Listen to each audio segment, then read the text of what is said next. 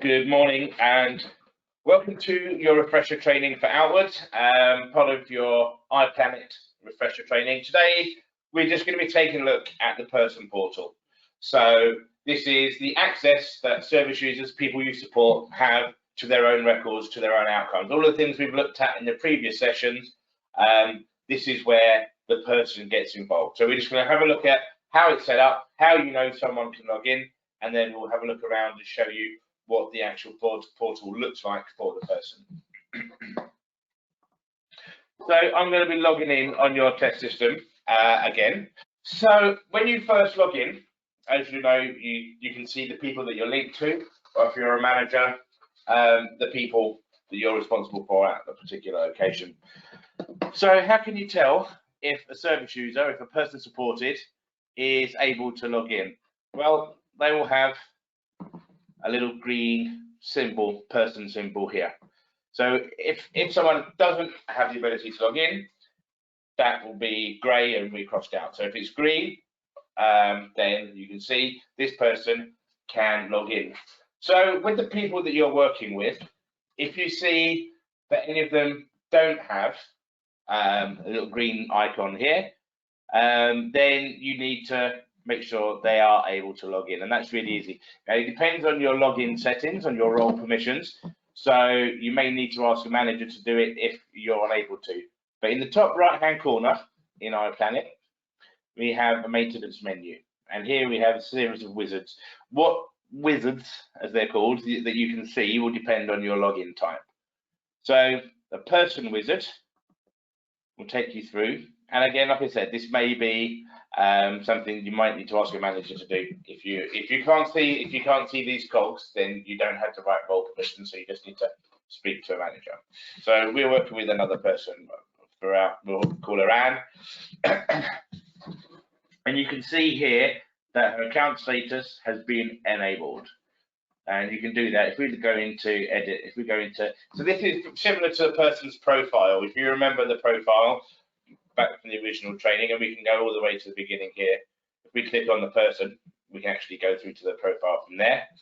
And you can see that there's an active person. That's the most important thing. You know, they're currently using your services. They haven't left or anything like that. And then you can see we've got the tab. So we've looked at the person details. We looked at the additional info section. This is where we capture some of that static data. So the final tab are login details. So you can access this, whatever your role is, whether or not you can change passwords and things actually depends on your login type. So give it a go. If you're unable to, then ask your manager. So you either go through the wizard or through the person's profile.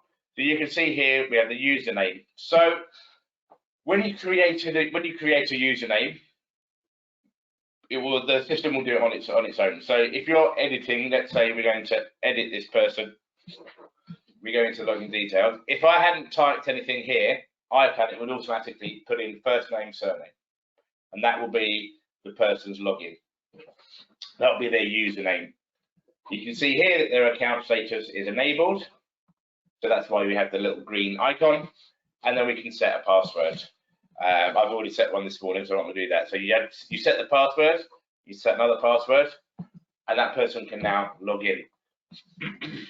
Just before we look at the actual portal itself, let's say someone leaves your service, someone's left the service for a little while, maybe they've gone away for a prolonged period of time, or on holiday, on respite, they've moved away temporarily, or someone forgets their password.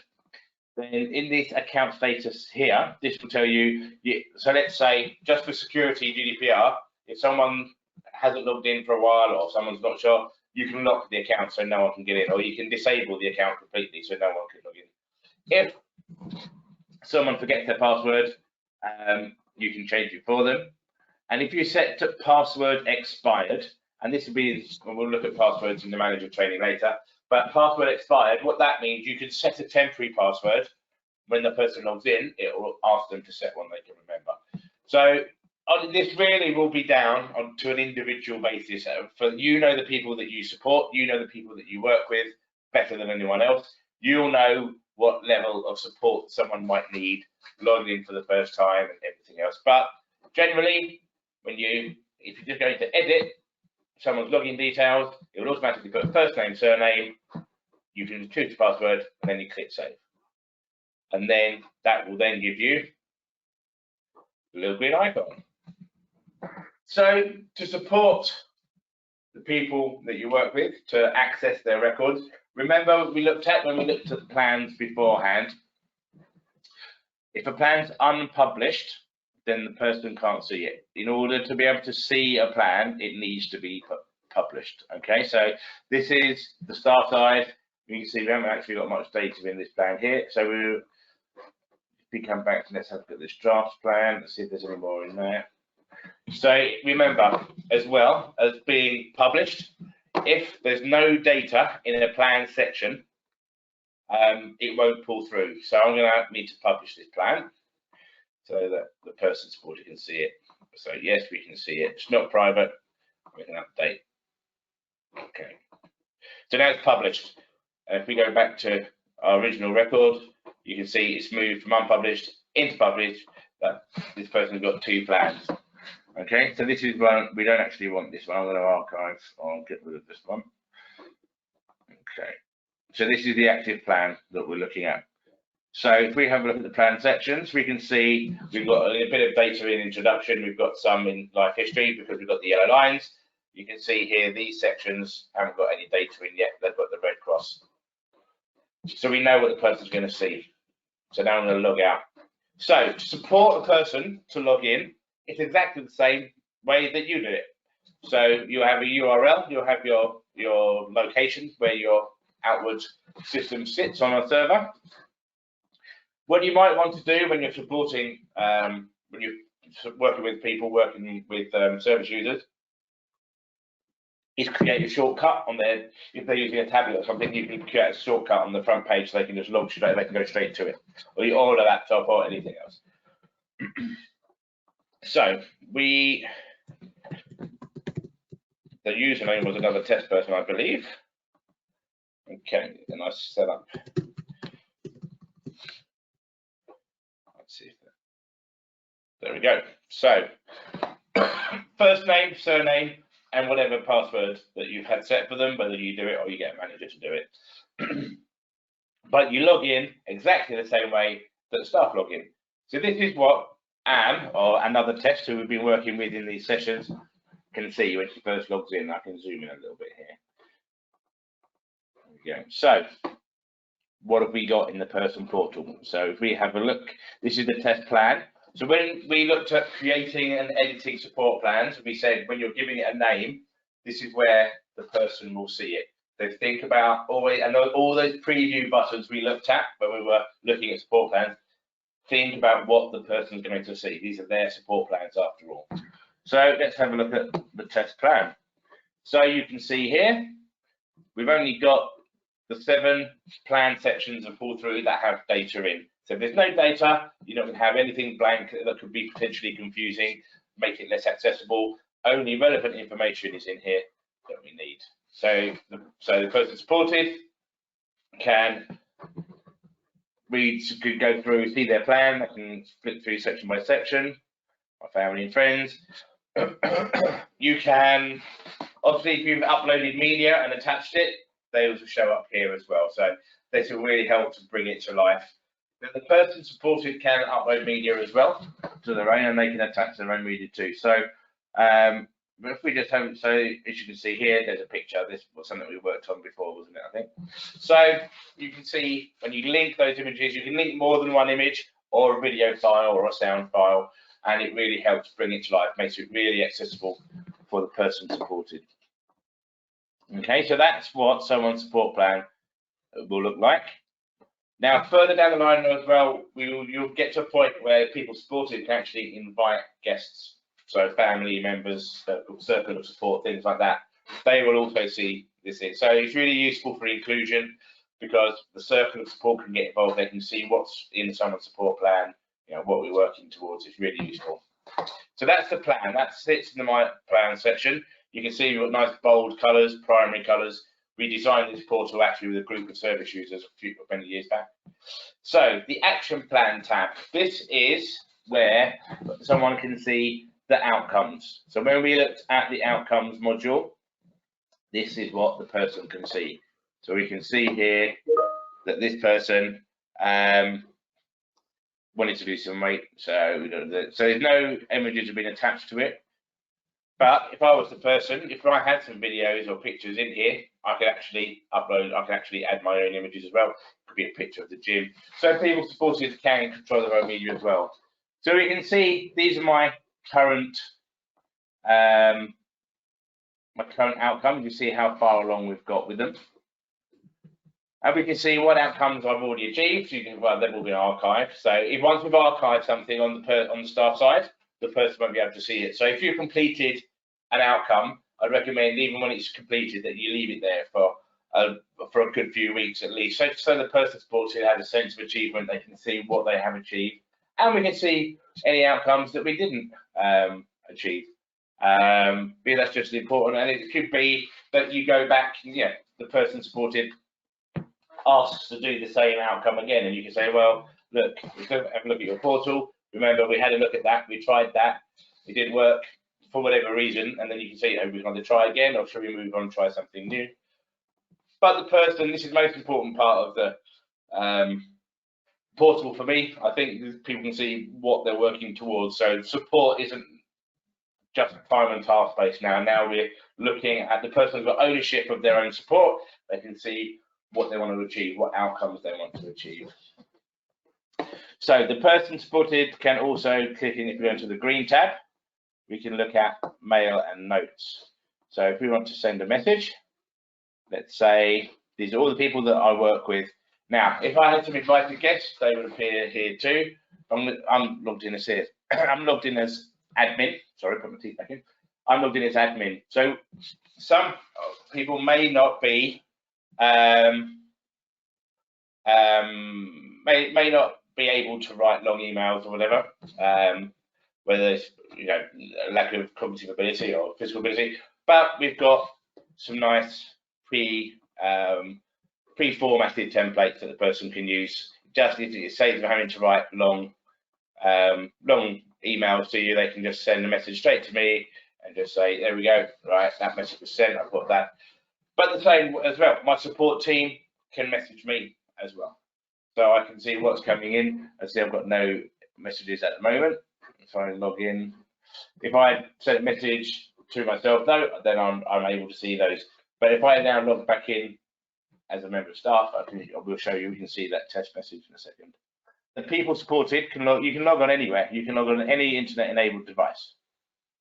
So you'll know the people that you work with better than I will. So you need to sort of, some people may need more support than others, making sure that you log out when you finish, that sort of thing. iplanit will time you out if there's no activity.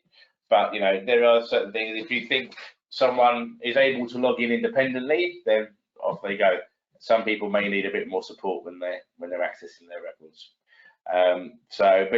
But in terms of with a private computer, they can log on with their own devices, they can log on with their phone. Anything connected to the internet, you can access iplanit. Just the same as the staff side as well. So the calendar, we had a look at the calendar. This is where this sits for the person. And we can see what we've got. He's only got college in there so far. But in real life, you start building up activities, you have appointments, you might have holidays, respite, all sorts of things coming up. In the calendar, remember, this is where you wouldn't use the calendar for putting things in like, I've got a shift with Gifty tomorrow. That's not what it's for. This is where you would put events or occurrences or appointments, something that the person needs to get ready for or look forward to. It's generally how I describe the calendar, if you remember way back when, to the first training refresher.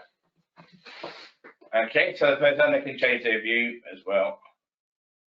And so you can go forward in time, go back in time, flip through. So it's nice and bold. Like I said, you can zoom in, zoom out. If you're using a tablet, you can only just pinch zoom. So here is pictures, videos, and sounds. If you remember, On the person side, on the staff side, you also have the ability to attach documents. Remember, the documents are only for staff. Pictures, videos, and sounds are for the service user, for the person supported. And you can actually see the person can actually upload their own images as well. So you can see here, we've actually got invite new contacts. So on your system at the moment, we haven't got that. It doesn't look like it's been turned on yet. So that's just a setting change. That's something we can get fixed before the end of the next training session. That's fine, okay? But just to show you the demo system, once we've got connected up, and it sort of runs through your company email, so we'll connect it up for you. So what Joe can now do is invite new contacts. So he can invite people to have this view. People can log in, they can see the notes, they can exchange messages, they can see the support plan, they can see the outcomes, how far it's got, and see what Joe's got coming up. So it really helps inclusion, really helps that circle of support be involved, keeps everyone in the loop. All the person needs, or you might, or you know, as support staff and as managers, you may support people to do this, is their name and an email address.